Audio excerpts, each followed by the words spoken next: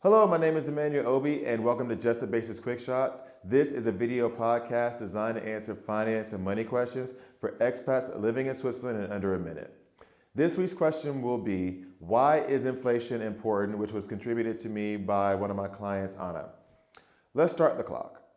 Okay, this sounds like a simple question, but it gets very complicated, and I'm sorry, there will be math.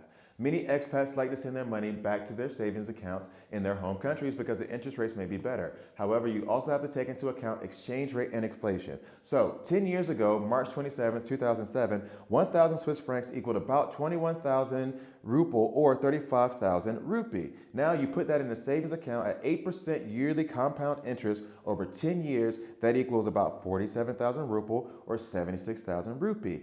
That equals today 46,000 ruble equals 798 Swiss francs, and 76,000 rupee equals 1,158 Swiss francs.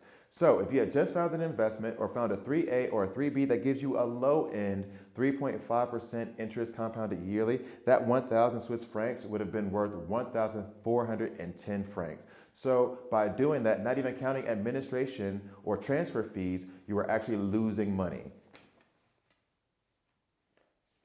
Wow, I didn't think I was going to make it. Oh, it's a lot of math.